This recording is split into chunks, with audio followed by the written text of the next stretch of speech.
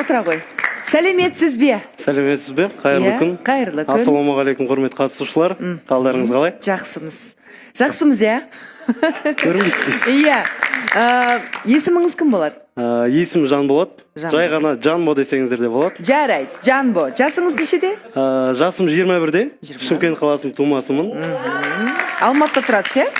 Қазіргі таңда Алматы қаласында жұмыс жасаймын. Қайда? Белгілі бір қонақ үйде зам болып жұмыс атқарам, яғни ассистент. Керемет. Неге Айжанды таңдап отырсыз? Айжан өте көрікті, қылықты, ерке қыз. Жалпы әлеуметтік желіде ұзақ уақыт болды байқап жүргеніме. Бар батылдығым жинап танысуға мінекей бүгін керемет. Ерке қыз дейді. Сені бақылап келіп отыр. Жанбо есімді үміткерің. Өте керемет, Айдай ханым.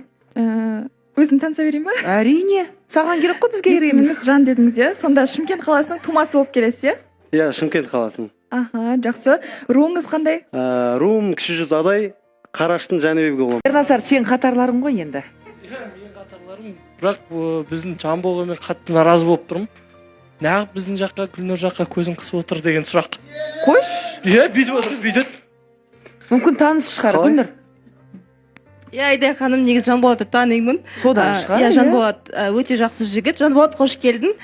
Негізі мүлдем күткен жоқпын Жанболатты мына жерден көремін деп, өйткені бұрын соңды ара қатынасың, мен ойлағам тойға дейін баратын шығар деп. Енді солай болып қалған екен ситуация. Бірақ жақсы қызды таңдап келіп отырсың.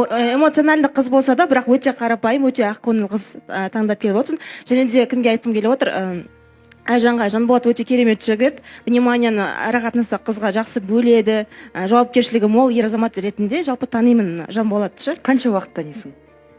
Көп емес, енді жалпы Инстаграм желісі болсын, бір-бірімізге тіркелгенбіз, сырттайда бақтаймын, жақсы жігітті. В общем, менің білуімше, менің көзқарасым бойынша. Иә.